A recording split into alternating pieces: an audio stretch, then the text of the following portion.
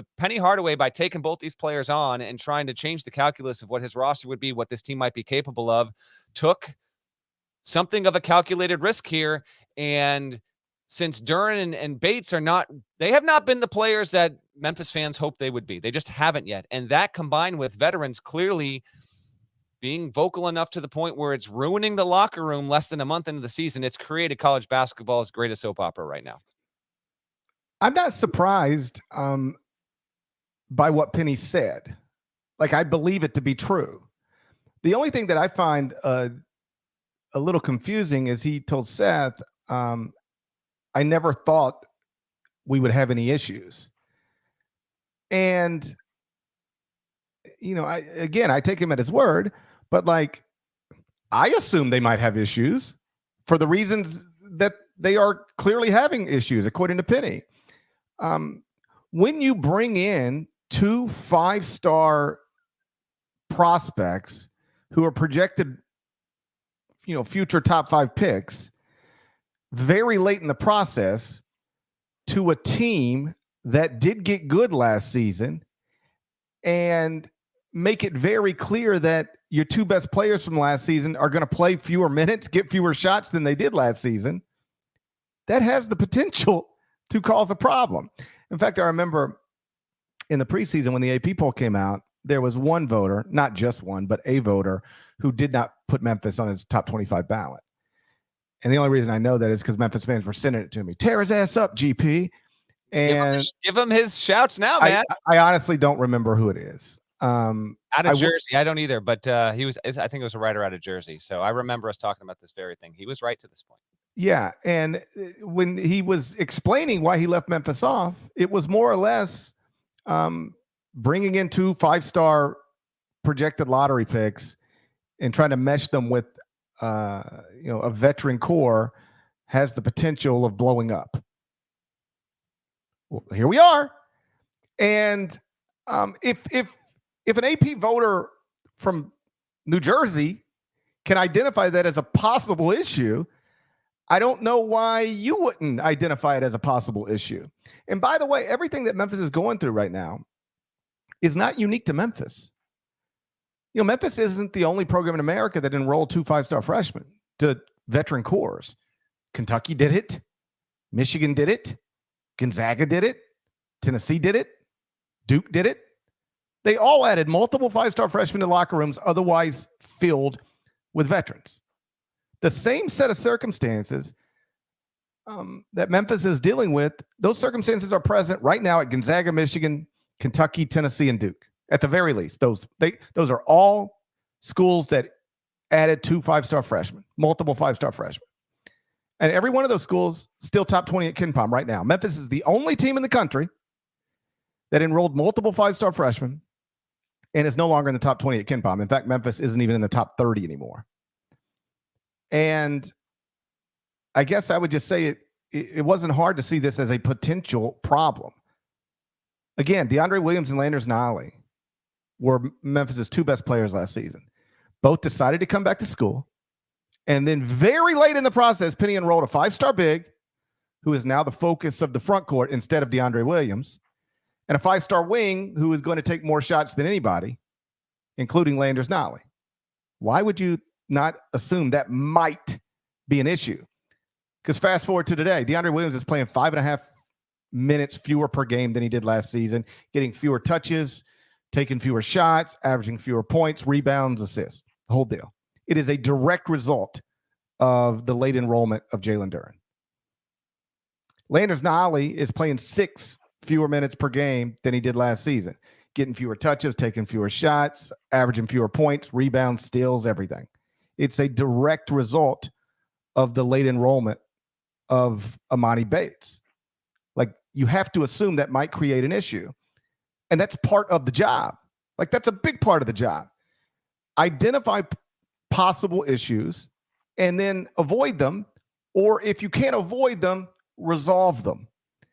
And that Memphis hasn't been able to do that through the first 8 games of this season is an obvious problem that has the head coach venting, for lack of a better word, to Seth Davis Saturday after a third loss. Keep in mind, Memphis has been favored in all 8 games. They've lost 3 of them. Favored by double digits in 2 of the 3 losses. That's obviously disappointing. Hardaway did tell Seth, who is a dedicated listener to this podcast. So whenever you get around to listening to this episode, Seth, you're welcome. He said, "This is all on me. I'm the head coach. I've tried to think this through as a guy that played the game." And a little bit further down, you mentioned he's surprised by the amount of criticism from fans and media. Being attacked personally like this, that shocks me. He knows where he's coaching. He played at that school. He lives and has lived and been a part of that city's basketball culture since basically puberty, essentially, right? So that was a little surprising. I'm kind of with you there. Memphis was at 0.86 points per possession against Ole Miss. Again, if you listen to the Friday episode, I had a quick aside about what someone who was in the building, NBA person, said against their game against, I guess they're both games against Virginia Tech and Iowa State. And it was a lot of like, listen, they're kind of, it's AAU style. They're going to win through chaos, get you up tempo, try and flush to you, and that might work. But a lot of this stuff is kind of like, what is going on right now? What are we doing? And it is still a bit surprising. Now, I know the staff is, again, they've got Larry Brown, Rasheed Wallace, and then Cody Toppert, who young guy with an NBA background there, but they've got a very different kind of staff. Which, if you look at the assistants under Penny and then Penny himself, and the roads all coaches took to get to the point where they're all employed by Memphis as the 4-man coaching staff this season, and it is a bit surprising to see them this much out of sorts there. Honestly, cannot imagine what. And there are no violins needed here, but I'm just trying to take you inside of what it really must be like, or I can't imagine must be like for that. I don't feel like Rasheed Wallace is dealing with the parents or guardians of a lot of these players sending phone calls and shooting text messages. I feel like a lot of that's probably falling on Penny more than anyone else. Maybe Larry Brown's taking an occasional call or so, but this must be absolute chaos. And any coach will tell you, like, that kind of stuff is almost inevitable at a certain point in the season with maybe a player or two, because frankly, the guy who's 10th or 11th on the bench, doesn't want to be 10th or 11th, and they might be able to live with it for a month. But after everyone knows, the great understanding in college basketball is the Christmas break is where you brace yourself, because that's when everyone goes home, gets a couple days with family and friends. You aren't getting enough of your minutes. And then who's going to wind up being the ones that transfer when they come out of Christmas break? We didn't even get to that point with Memphis at all. And yeah, like, in the preseason, we didn't know how good this team would be or not. We guaranteed it would be one of the most interesting teams. They're horrendous to watch, but they are still interesting by nature. I mean, they are the hardest watch of any power conference team in college basketball this season to this point. They're still 5-3. They've got time to turn it around. They have a Virginia Tech win, which will be a quad 1 win eventually. They've got Murray State on Friday, which is going to be this weird dynamic because Ja Morant obviously plays in the city. This is like it's like not like a homecoming game, so to speak, but Memphis fans, like, there's going to be Memphis fans in the building, GP, where they're going to have like this attachment to Ja and his former school. They'll root for the I don't know. It's weird. It's a great thing that they're doing it. I love that they're doing it, but it's to have that game come on the heels of a 3-game losing streak. And then, oh, by the way, after that, they've got to play the Crimson Tide, which we just talked about. And then they got to play Tennessee. It is not unthinkable we could look up and Memphis is 5-6. I'm going to say they will not be. I don't think the Tigers will be 5-6 when we look up and they're getting ready to play Alabama State on December 21st. But man, oh man, Penny's got to be wearing his phone out in terms of asking anyone and everyone how he can help fix this situation. And I do look forward to, my last thing on this is, I look forward to him being a man of his word here and seeing what we're getting from minutes against Murray State Friday and then potentially Tuesday against Alabama. Who's not playing? Who's sitting on the bench? Because that's going to tell us the players that have been causing an issue in the locker room as far as he is concerned.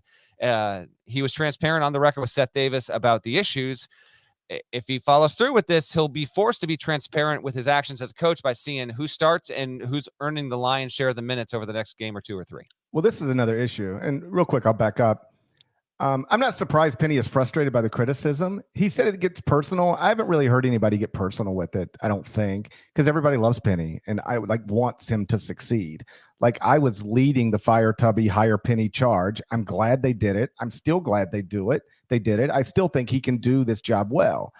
But clearly there's some issues right now. And you're not doing your job if you don't discuss them as honestly as you can. You don't have to take shots or be mean. So I don't do that, but there are issues that have already popped up in this season. And one of them is that I think they play too many players. I've been saying this for weeks. One of the things that can lead to chemistry issues is you don't decide in advance of the season starting who you rolling with and who's not playing. Like let's go ahead and make sure all the people who are going to be unhappy, let's just go ahead and let them be unhappy now. And all the people who are going to be pleased with the playing time, let's establish that.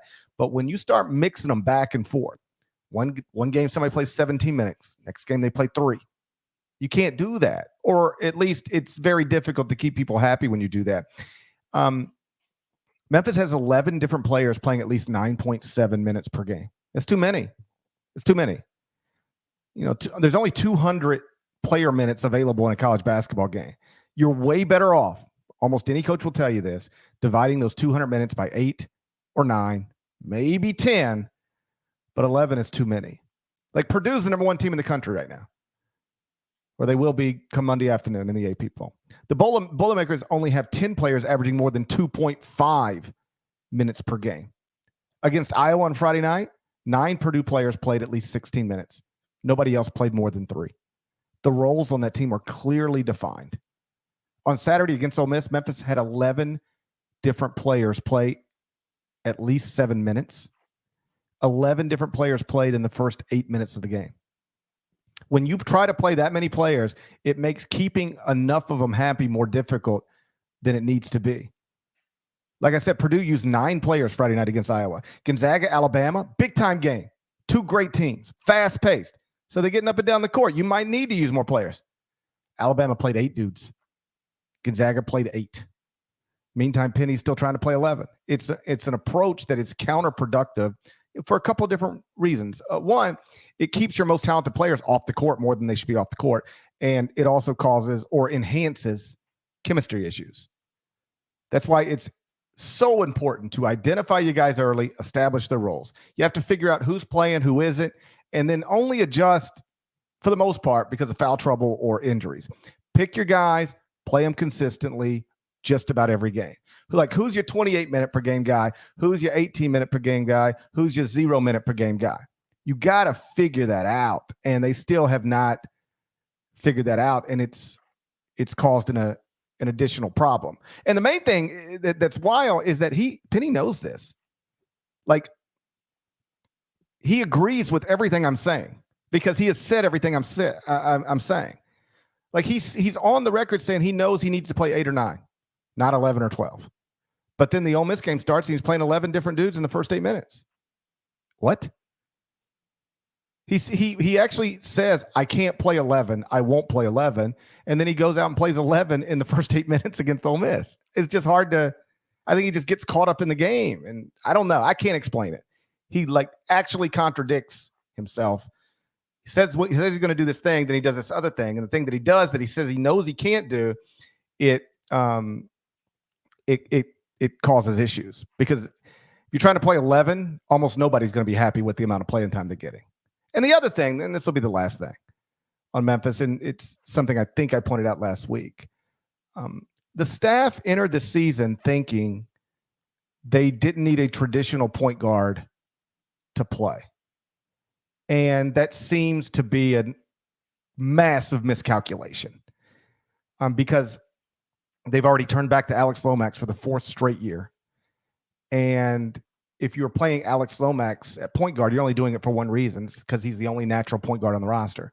So it means that when you said you didn't think you had to play with a natural point guard, you could just play with, a non-traditional point guard. Clearly 8 games into the season, you've already ditched that idea. Because Alex played 28 minutes against Ole Miss, led the team in minutes. Now, there are at least 7 players on Memphis' roster who are more talented than Alex Lomax. Emoni Bates, Jalen Duren, Lester Quinones, Landers Nolly, DeAndre Williams, Earl Timberlake, Josh Minot. And the number might be 11, depending on what you think of Malcolm Dandridge, Tyler Harris, Chandler Lawson, Jaden Hardaway. So the question is, why is Alex Lomax 4th on the team in minutes played at 22.4? And the answer is because he's the only natural point guard on the roster. But here's the problem. If he's not good at point guard when he's playing point guard, what is the point of having him on the court at all? You're only playing him because of this one thing he can supposedly do which is play point guard, but he doesn't even really play point guard well. Like, it's one thing to play a small, less talented, non-shooter, non-driver, non-finisher, 22.4 minutes per game. If the reason is because, he runs your team well, takes care of the ball, gets you into your offense, but he doesn't do any of those things. Like, Memphis is terrible offensively when he's on the court. He's tied for the team lead in turnovers with 21 through 8 games. He's got 21 turnovers, 21 assists.